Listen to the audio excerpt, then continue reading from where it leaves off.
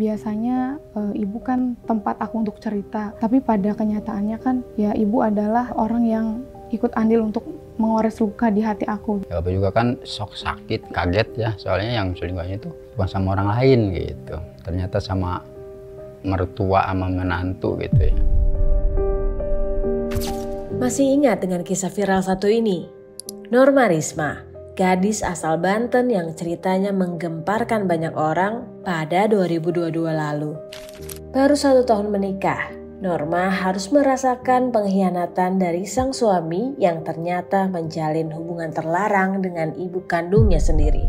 Hebohnya cerita pilu rumah tangga Norma Risma, wanita asal Banten, masih menjadi perbincangan publik. Saat itu Risma bongkar aib jika sang mantan suami selingkuh dengan ibu kandungnya sendiri. Perselingkuhan antara menantu dan mertua di Serang, Banten membuat heboh dunia maya. Kasus berawal dari penggerbekan yang dilakukan warga dan menemukan mereka tengah berduaan di sebuah rumah kontrakan. Risma laporkan mantan suaminya Rozi Zai dan ibu kandungnya Rihana ke Mapolda Banten. Ya, Norma Risma didampingi tim kuasa hukum Hotman Paris melaporkan mantan suami dan ibu kandungnya atas dugaan perzinahan. Jangankan berpikir untuk diangkat menjadi sebuah film ya Kak, untuk viral aja itu aku nggak sampai ke situ pikirannya, karena saat itu ya aku hanya menceritakan aja apa yang sedang aku rasa. Makanya saat itu aku menulis di sosial media yaitu murni aja, curhat seperti orang pada umumnya. Justru dari situ banyak sih teman-teman yang support gitu kan, karena kan selama ini kan aku selalu diem menutupi semuanya. Ternyata dari teman-teman dekatku aja itu banyak yang support gitu, banyak yang ngerangkul. Jadi kadang kan kita punya cara tersendiri ya Kak untuk melepaskan rasa sakit gitu. Nah, salah satu caranya adalah dengan bercerita atau menulis gitu. Dan dari situ banyak juga tetangga, saudara yang awalnya nggak tahu itu jadi ngerangkul aku. Jadi aku nggak ngerasa sendiri gitu. Kejadian ini nyatanya nggak cuma berpengaruh sama hidup Norma, tapi juga sang ayah yang bernama Nur Salam yang lebih dulu mengetahui tentang kejadian ini. Pas ngedengar kayak begitu ya Bapak shock juga gitu ya, kaget luar biasa lah, sakit juga iya gitu mendengar yang ucapan itu dari saudara sih ya gitu ya. Pasangan kita selingkuh sama orang aja kan udah pasti kesel, marah, sakit, apalagi ini perempuannya adalah ibu sendiri, udah pasti hancur, sakit. Ya pada saat itu udah blank aja, rasanya dunia gelap. Bapak itu udah kasih kabar sama saudara itu yang langsung ke saudara, Norma kan kerja ya katanya di kosan tuh digerebek begini-begini. Sebenarnya mau marah juga marah ya, namanya manusia ya ada emosinya gitu ya. Tapi kan ditahan-tahan sama keluarga, sama saudara. Ya intinya mah Bapak tuh mau ke rumah tuh mau marahin si istri ini gitu, mantan istri itu ya. Tapi kata saudara jangan, namanya lagi emosi takut enteng tangan apa gimana gitu ya, jadi tahan gitu ya. Bapak ya nggak sampai ke itu, jadi Bapak cukup di saudara aja ngumpulnya gitu.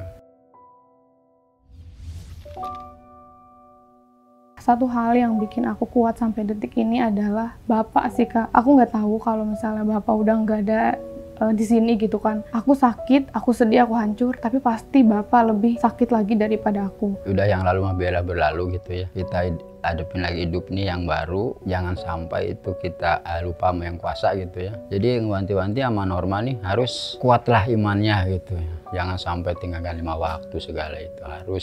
Aku nggak bisa terus-terusan berlarut sedih, karena pasti Bapak pun akan lebih sakit. Dari situ makanya meskipun tertatih-tatih, pelan-pelan aku susun semuanya, aku bangkit perlahan-lahan demi Bapak. Kadang sekali tuh keingetan gitu, namanya di kamar ya. Udah lagi nonton TV bapaknya mah gitu, tapi Norma udah Pak udah malam kita istirahat. Kita cuman berdua sama Norma di rumah. Kita saling ingatkan aja gitu. Bapak selalu support aku, harus tetap semangat, hidup kan terus berjalan gitu. Jangan lupa juga dikencengin lagi untuk ibadahnya, dekatkan diri sama Allah. Bapak selalu berpesan kayak gitu sih. Kamu harus rajin ibadah, kalau lagi inget itu udah wudhu aja, supaya pikiran tenang gitu. Ya alhamdulillah dengan perlahan sedikit-sedikit lupa lah masa lalu itu gitu. Setiap hari aku selalu ngomong ke diri sendiri gitu kan, ayo udah ikhlasin gitu kan. Ikhlas itu memang gampang diucapkan namun sulit untuk dilakukan gitu. Tapi aku selalu bilang ke diri sendiri, Tuhan aja percaya loh kalau hambanya ini bisa, masa aku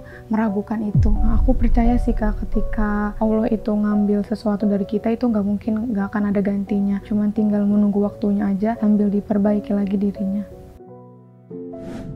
Siapa sangka kisah yang awalnya viral karena ingin berkeluh kesah di sosial media kini diangkat ke layar lebar. Awalnya dari di company menghubungi aku ya secara pribadi gitu kan. Sempet bingung juga ini harus jawabnya seperti apa, karena kan pasti membuka luka lama lagi. Pasti akan ada banyak pro dan kontra mengingat perempuannya adalah kan orang tua sendiri gitu. Ya bapak tadinya sih takut ya namanya gitu kan, mungkin pro kontra ya. Kalau sampai itu ditayangkan kan bukan di Jakarta, bukan di Serang, bukan di Banten, mungkin seluruh Indonesia ya mungkin. Tapi setelah aku speak up kemarin, ternyata aku nggak sendiri Kak. Banyak perempuan-perempuan di luar sana yang mengalami kasus serupa seperti aku. Bahkan dari hasil hubungan gelap tersebut ada yang sampai punya anak, tapi mereka masih tetap bertahan sama pasangannya masing-masing. Dari situ aku mikir, emang ya ternyata susah banget untuk keluar dari hubungan yang toksik ini. Tapi hidup kan pilihan ya Kak. Kita mau sampai kapan? Kalau kita milih tetap sama dia, ya berarti sama aja kita meluk kaktus seumur hidup gitu. Ya kalau umpamanya si film itu nggak ada yang bikin kesinggung apa gitu ya, silahkan aja, nggak apa-apa. Dari situ akhirnya aku memutuskan, aku bersedia untuk difilmkan supaya nanti teman-teman semuanya yang mengalami kasus serupa bisa untuk keluar dari masalah ini.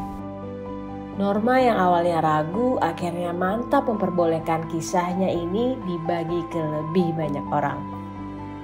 Dari awal sih aku selalu dilibatkan ya kayak dalam proses produksi ini. Dari awal pemilihan aktornya, ditanyakan rekomendasinya ada nggak, siapa nih kira-kira gitu. Terus dari awal pembuatan naskahnya, aku diundang juga kan untuk membaca gitu kan. Pokoknya dari awal sampai ada di titik ini aku selalu dilibatkan semua. Bahkan ketika para pemainnya juga akan memulai syuting, itu pasti mereka juga ada komunikasi lah sama aku, nanya untuk mendalami karakternya.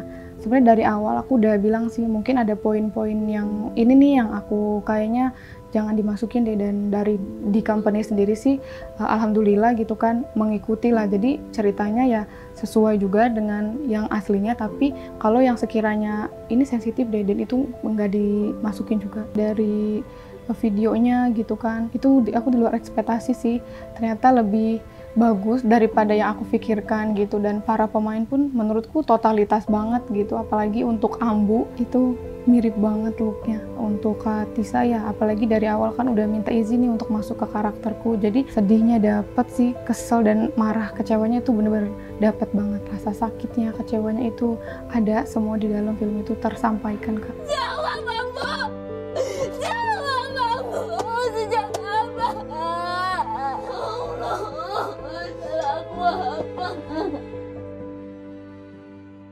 Bagi Norma dan ayahnya, film ini adalah pengingat sekaligus penanda atas perjuangan mereka untuk bangkit dari luka dan menemukan kekuatannya kembali.